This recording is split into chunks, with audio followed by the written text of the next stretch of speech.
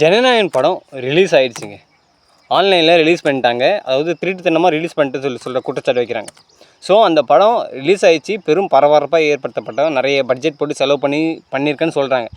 So அந்த படத்தை எப்படி ரிலீஸ் பண்ணியிருப்பாங்க? அந்த ரிலீஸ் பண்ணதுக்கு முன்னாடி இந்த படம் யாராக இருக்கட்டும் அந்த ஒரிஜினல் காப்பி இருக்கிறத நம்ம பார்த்துட்டோம்னா நீங்களே அதை தெரிஞ்சுக்கலாம், முடிவு பண்ணிக்கலாம். அது ஒரிஜினல் காப்பி ஆர்டிஸ்ட் பார்த்தீங்கன்னா முழுக்க தயாரிப்பாளரின் வசம் தான் இருக்கும். அவர் தான் அந்த படத்தை தயாரிக்கிறாரு, அவர்கிட்ட தான் முழு காப்பி இருக்கும். செகண்ட் பார்த்திங்கன்னா எடிட்டிங் ஸ்டூடியோவில் இருக்கும். அதாவது படத்தை தயாரித்து அதை தணிக்கை வாரியத்துக்கு அனுப்பின பிறகு தணிக்கை வாரியத்தில் ஏதாச்சும் மாற்றங்கள் செய்ய தோணாலும் இந்த காட்சிகளை நீக்குங்க, இந்த காட்சிகள் வேணாம், இந்த காட்சிகளால் பிரச்சனைகள் வரும், இது இந்த காட்சிகள் தவறாக இருக்குது, ஏகப்பட்ட விதிமுறைகள் இருக்குது. அந்த விதிமுறைகளுக்கு மாறாக இருக்கிற அந்த சில சென்ஸுகளை சில அந்த வீடியோக்களை நீக்கணுன்றதுக்காக எடிட்டிங் ஸ்டூடியோவில் அந்த குறிப்பிட்ட காப்பி இருக்கும். ஸோ அந்த அதுவும் ஆர்டிஸ்க்கு தான், அதுவும் ஒரிஜினல் காப்பி தான். ஸோ அதை எடிட் பண்ணி மீண்டும் தணிக்கை வாரியத்துக்கு அனுப்புவாங்க. அதுக்காக தான் எடிட்டிங் ஸ்டூடியோவில் அந்த காப்பீஸ்லாம் இருக்கும். மூணாவது பார்த்திங்கன்னா போஸ்ட் கிரியேஷன் லேப்னு சொல்லுவாங்க. ஸோ அந்த இடத்துல அந்த என்கிரிப்ட் செய்யப்பட்ட கடவுச்சொல்லுடன், அதாவது என்கிரிப்ட் செய்யப்பட்ட அந்த கோடுகளோட அந்த ஆர்டிஸ்க்கு பாதுகாப்பாக இருக்கும். ஸோ இந்த 3 இடத்துல இருக்கும். 4வது பார்த்திங்கன்னா தணிக்கை வாரியத்துக்கிட்ட இருக்கும். தணிக்கை வாரியத்துக்கிட்ட கொடுக்குற அந்த ஆர்டிஸ்க்கு காப்பியில் பார்த்திங்கன்னா வாட்டர் மார்க் வச்ச காப்பி தான் போயிருக்கும். ஸோ அதனால் அவங்க ரிலீஸ் பண்ணால் கூட ஈஸியாக தெரிஞ்சாலும் அந்த வாட்டர் மார்க்கை நீக்க முடியாது. அதுமாதிரி குவாலிட்டியும் கொஞ்சம் கம்மியாக தான் இருக்கும். ஆனால் ஒரிஜினல் குவாலிட்டி ஹெச்டி குவாலிட்டி பார்த்திங்கன்னா தயாரிப்பாளர்கிட்டையும் எடிட்டிங் ஸ்டூடியோலையும் போஸ்ட்டு கிரியேஷன் லேப், ஸோ அங்ககிட்ட தான் இருக்கும். ஆனால் போஸ்ட்டு ப்ரொடக்ஷன் லேபில் ரிலீஸ் பண்ண வாய்ப்பு கிடையாது. ஏன்னா பெரும்பாலான படங்கள் டிஜிட்டல் முறையில் மயமாக்கப்படுறதால அங்கே என்கிரிப்ட் செய்யப்பட்ட கோடுகளோட பாதுகாப்பாக இருக்கும். அந்த அளவுக்கு அந்த கோடுகளை உடைச்சி இங்கே ரா வேலை செய்யாது, மொசாத்து வேலை செய்யாது. புரியுதுங்களா? இந்த அளவுக்கு அந்த கோடுகள்லாம் கண்டுபிடிச்சி அதை திருடி ஆன்லைனில் வெளியிடுறதுக்கு. ஸோ இங்கேருந்து அந்த போஸ்ட் கிரியேஷன் லேப்லேருந்து வெளியாக வாய்ப்பு கிடையாது. முழுக்க இந்த படம் எங்கேருந்து ரிலீஸ் ஆகிருக்குன்னு பார்த்தீங்கன்னா ஒன்று தயாரிப்பாளர் இல்லைன்னா எடிட்டிங் ஸ்டூடியோ. இந்த 2 இடத்துலேருந்து மட்டும்தான் இந்த படம் ரிலீஸ் ஆகிறதுக்கு 100% வாய்ப்பு இருக்குது. இப்போ எலெக்ஷன் போயிட்டுருக்கு.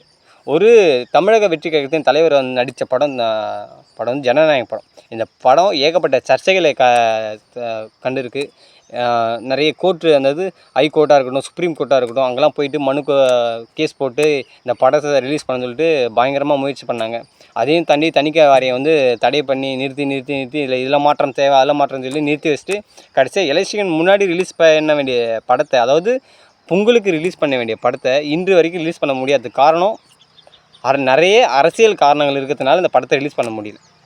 ஸோ அப்படியேப்பட்ட படத்தை, இந்த அரசியலை நோக்கி எடுக்கப்பட்ட படம், இந்த அரசியலுக்காக எடுக்கப்பட்ட படத்தை இப்போ ரிலீஸ் ஆகிருக்கு, திருட்டுத்தனமாக ரிலீஸ் ஆகிருக்கு அப்படின்னு பார்த்தீங்கன்னா முழுக்க இது தாவேக்காவில் இருக்கிறவங்களுடைய அந்த தற்கொலைகளோட பிளானாக தான் இருக்குன்னு நான் எதிர்பார்க்குறேன். அவங்களே தான் இந்த படத்தை ரிலீஸ் பண்ணி ஒரு விதமான சிம்பத்தி, ஒரு விதமான ஒரு விஜய் மீது ஒரு ஆர்வத்தை இழுத்து கொஞ்சம் நெஞ்சம் ஓட்டாச்சு மீண்டும் அதை விட கொஞ்சம் ஓட்டை வாங்கிடலான்றத தான் பிளான் பண்ணி இவங்களே திட்டமிட்டு சதி செஞ்சுருக்காங்க. ஆனால் இவங்களே பண்ணிவிட்டு கடைசியில் அவங்க பண்ணியிருப்பாங்க, இவங்க பண்ணியிருப்பாங்கன்னு சொல்லிட்டு பார்த்தா கடைசி இவங்களே தான் பண்ணியிருக்காங்க. பழி தூக்கி இன்னொருத்தவங்க மேலே போகிறாங்க. ஏன்னா அந்த படத்தோட ஒரிஜினல் காப்பியும் சரி, அதோடைய எல்லாமே உங்களுடைய கண்ட்ரோலில் இருக்கும்போது உங்களை மீறி எப்படி அந்த படம் ரிலீஸ் ஆகும்? எல்லாம் பாதுகாப்பாக வச்சுருக்கீங்க, என்கிரிப்ட் செய்யப்பட்டு பாதுகாப்பாக இருக்க இடத்துலேருந்து எப்படி ரிலீஸ் ஆகும்? முழுக்க இவங்களே திட்டமிட்டு செஞ்சுருக்காங்க. அது இவங்க தான் பொறுப்பு. மற்றவங்களை குறை சொல்லி எதுவும் இல்லை. அது ஒன்று வலைதளங்கள் நான் பார்த்தேன். நான் அந்த படத்தில் பார்த்திங்கன்னா சிறுபான்மையரை மீண்டும் தீவிரவாதியை சித்தரித்து தான் அந்த படத்தை எடுத்துருக்கத்தான் நான் கேள்விப்பட்டேன். ஸோ அது எந்த அளவுக்கு உண்மைன்னு தெரியல.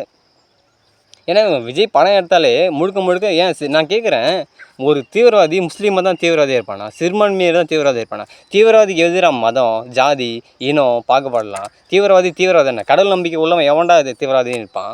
அவன் இந்துவாக இருக்கட்டும், முஸ்லீமாக இருக்கட்டும், கிறிஸ்டினாக இருக்கட்டும், சரிங்களா? கடவுள் மேலே நம்பிக்கை வச்ச எவனும் தீவிரவாதியாக இருக்க மாட்டான். கடவுள் மேலே நம்பிக்கை இல்லாதவன் தீவிரவாதியாக இருப்பான். அவன் எந்த மதமும் சார்ந்தவன் இல்லாதவனாக தான் இருப்பான். ஸோ எப்பவுமே இந்த தளபதி விஜய் அவர்களை வச்சு படம் எடுக்கும்போதோ இல்லை, இவன் மைண்ட் செட்டே சிறுபான்மையரை தீவிரவாதியை காட்டி தான் எடுக்கிறாரு.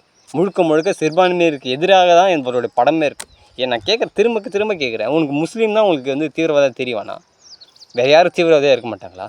என்ன மாதிரியான மனநிலையில் உங்களுக்கு? ஏன் அவங்கள சித்தரித்து காமிக்கிறீங்க?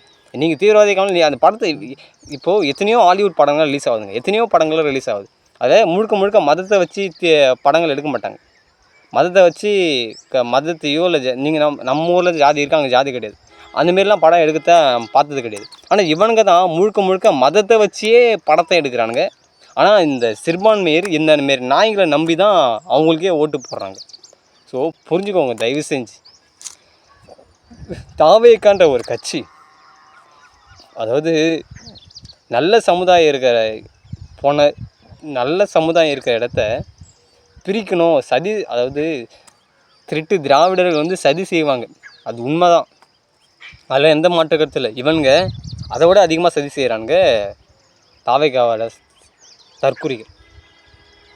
நன்றி. ஏன்னா கமெண்ட் பண்ணுங்கள். ஃபஸ்ட்டு வீடியோ, நிறைய வீடியோ நான் ஷார்ட்ஸ் தான் போட்டுங்கிறேன். நான் வீடியோ போட்டு பழக்கம் இல்லை, அதனால் எனக்கு சரியாக வரலை. ஸோ அடுத்தடுத்த வீடியோவில் நம்ம கரெக்டாக பர்ஃபெக்டாக பார்ப்போம். இல்லையா? நன்றி.